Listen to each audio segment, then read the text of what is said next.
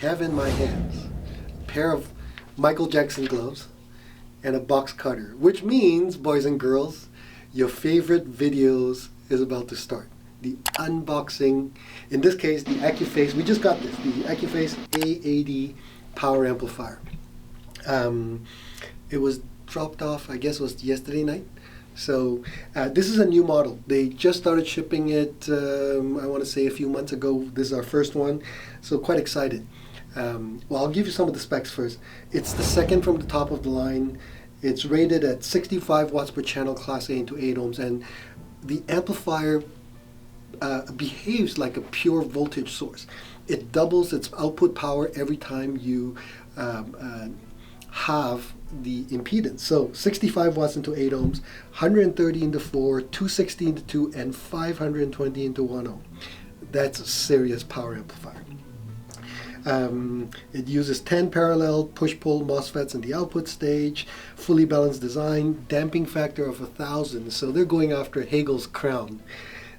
So for those of you who don't know, damping factor, in theory, the higher damping factor gives you better control over the woofers of your speaker, especially if the woofer is large. Now, obviously, at some point, it becomes a big number. Doesn't necessarily mean that it's a substantially improved bass control. It's just a big number.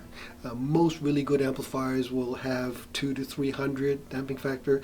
Hagel makes a big point of their thousands of damping factor, and the Accuphase as well. It's not to say it doesn't work. I'm just saying. Okay. 120,000 microfarad in filtering capacitors. Accuphase makes a point that this is the largest in the lineup. This is interesting. I didn't know that. Their top-of-the-line monoblocks has 100,000 microfarad. This one has 120,000. Okay, and it weighs 98.4 pounds or 44.6 kilograms. So again, if we use Ellison as our weight meter, this weighs more than Ellison. Or very, very close at this point, because Allison's been trying to bulk up. All right, so here we go with my lovely assistant, Allison, behind the camera, and Stefan as my help to unbox this amplifier. We're going to attempt this. Hopefully I don't hurt myself, because yesterday we did this big pickup from a client, and both Nabil and I are still suffering from that. Okay, here we go. Okay. All right, so with Accuphase, what's neat is they've got these little plastic tabs, and they just pull out like that. And of course, after I say this one refuses to come up. There we go. All done? So lift this. So again, what's really nice is that Accuphase does a really good job of packaging.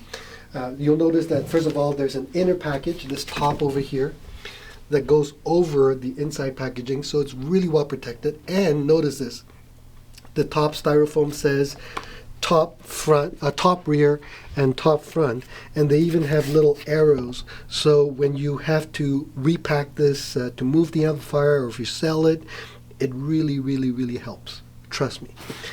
Okay, so this is the accessories box. So it comes with standard power cable, important safety instructions, which of course we never read, and the manual. Okay, so let's take this out. Now, you'll notice this cardboard flap. This is to help you to pull it out of the box. So what we're going to do is we're going to lift this, put it on the carpet, and then we'll take off this, what do you call this material? Cloth material. Okay, we'll put it on the ground, and then what we'll do is we'll put it on the stand over there. Okay, here we go. Okay, we'll put it over here. So again, notice this: bottom rear, bottom front. Just great. And you look, there's even I didn't notice this before. In the cardboard itself, they've even cut out this arrow to tell you where everything is. Top class. Okay. So now, this cloth cover has, what do you call this? Elastic? Yeah. It's kind of like a loose band. Yeah. Ta-da! First impressions is beautifully finished. They've done a great job of cleaning it, no dust, no fingerprints. All right, we'll carry this over here. We'll have the back face out so we can talk about the back first and then we'll flip it over. Okay, so this is the back. So you'll notice again, there's also handles in the back as well as the front. And these are, the first thing you'll notice are the huge binding posts. Now, I like the fact that they're really, really big, and I like the fact that they're well made. I'm not so crazy about this collar. So you've watched the earlier unboxing videos, I talked about this collar. I understand why they do it. The collar is there to protect and prevent, if you're using bare wire or even spades, from accidentally touching the negative, the positive and the negatives from touching. But it makes it a little bit difficult, especially when you're bending over, trying to insert your spades or whatever it is into the hole. But you can see how much you can open it up. So it's actually quite, well, now that I see it, it'll make it relatively easy to do so. You just have to open it quite a bit, insert the spades, and then close it back up. Okay, so maybe I'll change my mind about not liking it. That's the collar I'm talking about, this thing over here. And of course your AC connection over here. You can bridge the amplifier or leave it in mono, in normal stereo. I haven't looked into the specifications, what the power increase is when you bridge it. So you do have the switch over here that goes to bridge, normal. It even says dual mono. Interesting. I'm going to have to read the manual and see what that means. Okay, and then your balance configuration. So generally speaking, at least for most electronics, pin 2 is positive. But in the case of Accuphase, pin 2 is negative for some reason. So you'll notice the switch over here is to the left, where it says ground is pin 1, pin 2 is negative, and pin 3 is positive. So if you want to follow the convention of the rest of the world, you just slide it over here. Now ground is pin 1, pin 2 is positive, and so on. Okay, and then of course really nice covers for the XLR inputs and also for the RCA. You'll also notice that if you are going to bridge the amplifier, they tell you to hook it up to the left connection. So that's the back. Now let's look at the front.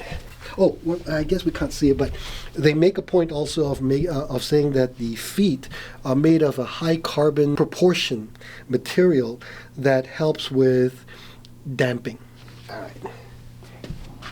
Now it's plugged in. Let's see what happens. Nice.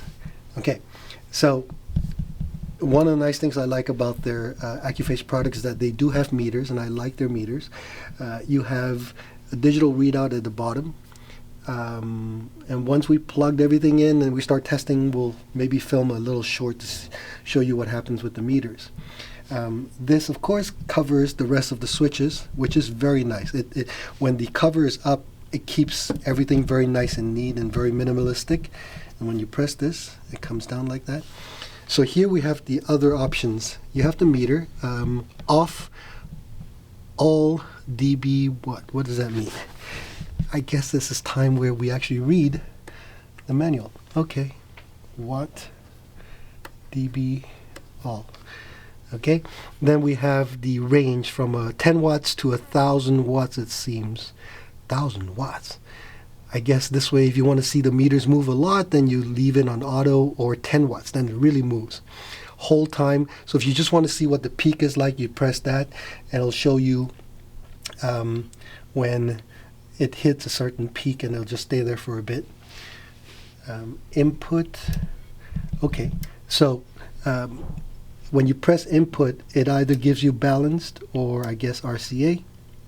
And then finally the gain. This is quite interesting. There are 4 steps for gain. The amplifier can switch between maximum gain, which is I believe 28 dB, or all the way down to minus 12 dB. So if you have a pair of speakers that's extremely sensitive, and or your preamp's output is very high and there's no way to adjust it, you can switch the gain of the amplifier so that it matches better and might give you better sound. So for now, we're just going to switch it over to max, and that's it. Now, is there anything else? Yeah, let me just go through my cheat sheet just to make sure I didn't forget anything. Oh, so the amplifier has a speaker output protection, which guards against short circuit, which is very important because klutzes like me, you forget to turn the amplifier off when you disconnect speaker cables and so on, and it might touch, and sometimes that can blow an amplifier. So this protects against that. And I mentioned it's 98.4 pounds.